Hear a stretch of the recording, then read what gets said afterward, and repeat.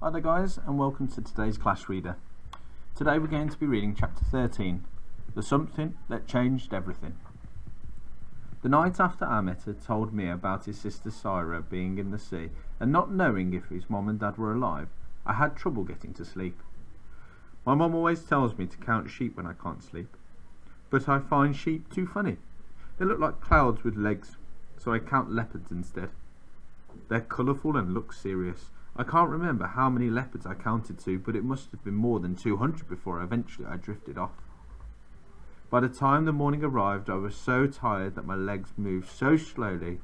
When I got to the bus stop, it was late, and Tom and Josie and Michael had already left. I didn't really mind because getting the bus on my own was fun. I like watching people passing by on the streets outside, or making guesses about the people sitting next to me. Last week there was a huge man sitting right at the front of the bus, snoring so loudly that he was making all the windows shake. Everyone was watching him and giggling or shaking their heads at him. But what if he had been a world famous snorer, or on his way to the International Snoring Championships and was practicing his best snore? You just never know. That morning I was too sleepy to look at anyone and guess stories about them, so I leaned my head on the large window and listened instead. There were always lots of noises on the bus, especially when there are lots of people going to work and trying to get to school, but it's usually noises like the doors opening and closing and people ringing the bell and tickets beeping on the ticket machine. Nobody really talks to anyone unless they're with friends or asking for a seat. Uncle Lenny says it's because we're English, and English people would rather die than have to speak to someone they don't know. I think it can't be very English, if that is true. The bus had passed 2 stops, and except for a baby who was making loud gurgling noises, it was nice and quiet. I think everyone must have been sleepy like me.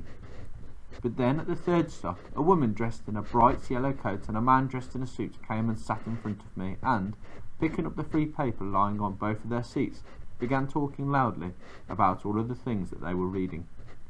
At first they talked about the economy being broken by the rich people who weren't paying their taxes and hiding all their money away in a place called offshore. Then they talked about a princess who was going out with an actor they didn't really like, and a famous singer who had been arrested for hitting someone. I was starting to fall asleep again when the man suddenly said something which made me sit up in my seat and listen just as hard as I could. "Oh, ain't it horrible," the man said. "Look at what they're saying about refugees. Border restrictions as of next month. I knew this would happen." The woman shook her head, looking over his shoulder at the paper. "Those poor people, where are they meant to go? Back to that nightmare that they left behind, or left to starve in France?" "Cheaper for us to leave them in France," said the man, shaking his head. "Says here borders will be closed by the end of the month, so that's all of the racists made happy then." The woman tutted. "Rescuing kids out of the sea one minute and then telling them they can't be helped the next. Some of them might have family here, poor little things. That should count for something, surely." The man read the newspaper for a few more seconds and then said, "Well, apparently not. Says here we've already taken in a few hundred, so we're not going to be taking in any more. Doesn't matter how little they are." It was my stop. As soon as I got off the bus, I ran as fast as I could to school. My heart was beating so loudly that I could hear it in my ears, but I didn't care. If what the man said was right, then after next month, Amit's mum and dad would never be allowed into England, and Amit would never see them again. I needed to tell Michael and Tom and Josie about what I just heard, and I had to tell them everything about Amit, without Amit hearing. But when I reached the school gates, the bell for registration had already been ringing, and the playground was nearly empty. I ran to the classroom just before Mrs. Khan started to take the register. She looked at me with a frown, but didn't say anything. "Where were you?" whispered Josie. "We waited until the 2nd bus came." I was too out of breath to say lots of words, so I just said, "Slept late." That morning, Mrs. Khan put us into 2 big groups, so that we could write a play on the story of Romulus and Remus and then act it out. It's a legend about two baby boys whose mum hid them in a basket and sent them far away so they didn't get killed by people who were jealous of them. I guess they were refugees boys, like Ahmet was, except Ahmet's mum didn't put him in a basket. He came in a boat. Mrs. Khan and Miss Hemsley said Ahmet could join the class on his project, so Ahmet and Tom were put into a group, and Michael and Josie were put into the other group. I was trying to think of how to let them know what I had heard, when Mrs. Khan told everyone to get a piece of coloured paper and a special handwriting pen on her desk, so that we could write out our lines. I decided to take an extra piece of paper, and while everyone was busy looking through their workbooks to find out which character they wanted to play, I quickly wrote a top secret message. It said this: I heard something on the bus. We mustn't tell Ahmet about it. Meet me in the library at break time. Top secret. I folded the message up until it was so small that I could easily hide it in my hand, and when Mrs. Khan and Mrs. Hemsley weren't looking, I passed it to Tom. Tom looked around, and when nobody except me was watching him, he opened it and read it. Then he gave me a nod, and pretending to need another piece of paper, went up to Mrs. Khan's desk and gave Josie the note on the way back to his seat. Then I saw Josie read the note and quickly passed it to Michael, who dropped it on the floor, but luckily everyone was too busy writing their lines to notice, and he snatched it back up again.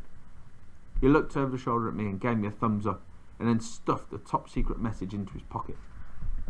As soon as the bell for first break began to ring, and Mrs. Khan told us to leave everything where it was, I ran to the library room and waited outside.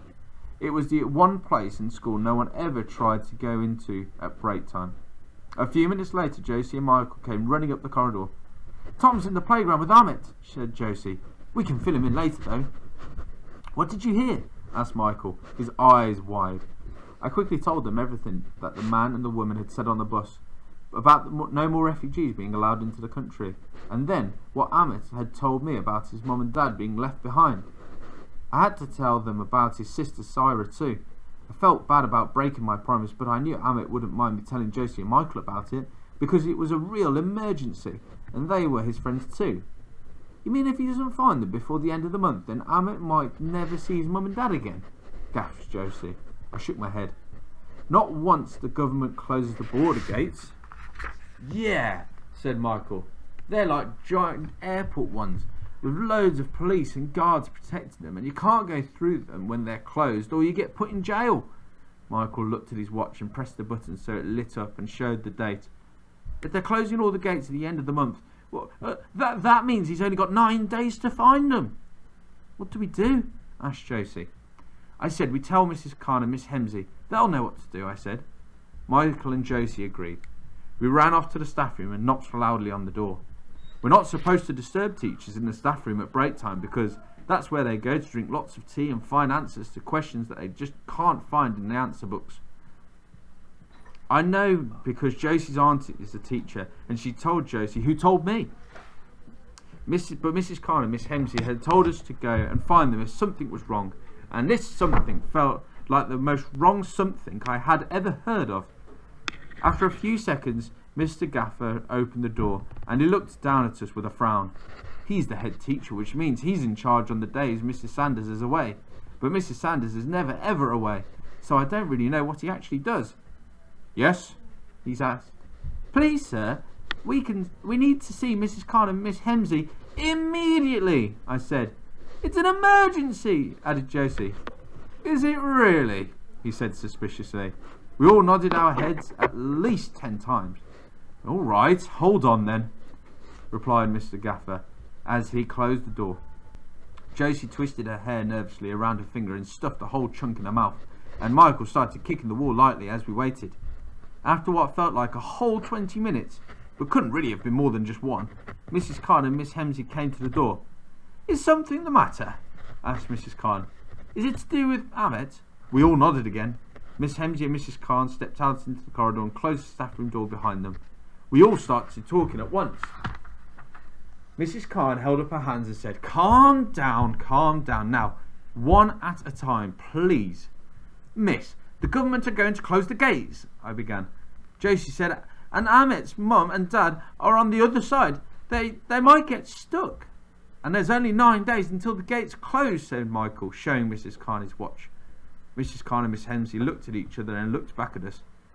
What do you mean, gates? Asked Mrs. Khan gently.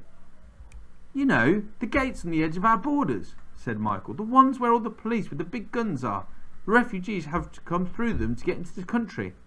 Ah, said Mrs. Khan. And where did you hear they were going to be closed?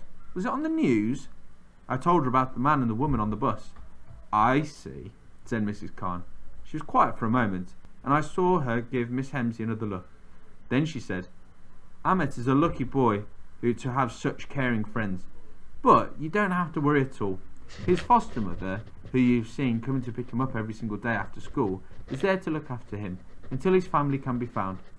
She's working with some very clever people to try and help Ahmet to find his family just as quickly as possible. We all looked at each other in surprise. So the woman in the red scarf was Ahmet's foster mum. Everything was beginning to make sense, and all our questions were being answered too. Clever people like who, miss? Asked Michael. Well, clever people from the government, said Mrs. Khan, and lawyers and some wonderful, kind-hearted ministers who are working in Parliament and charities too, said Miss Hemsley. That's right, agreed Mrs. Khan. They're doing everything they can to make sure Ahmet's mum and dad are found. That's their job. But what if they don't find his family before the gates close? I asked. Miss Hemsley and Mrs. Khan smiled, but they didn't smile with their whole faces, so I knew right away that they were just pretend smiles. Everyone is doing everything that they can, said Mrs. Khan again. Miss Hemsley nodded, and then started to look at me, before asking, Ahmet spoke to you about his family, and what happened to his sister? I nodded, but suddenly felt nervous. I had promised Ahmet that I would keep it a secret, and I hadn't. Miss Hemsley smiled and said my name softly. That's a very good thing, she said. A very, very good thing. The bell rang and Mrs. Khan made us promise not to upset Ahmet by talking about the border gates or telling anyone else about his sister. We all promised and Mrs. Khan said, Everything will be fine. You'll see. I nodded, but I didn't think she sounded very sure. In fact, I didn't think everything was going to be fine at all. Not if Ahmet didn't find his family before the gates closed. That afternoon, we told Tom what had happened, and we all came to a decision. We were going to try and help instead. And to do that, we would need to go on our first ever top secret mission.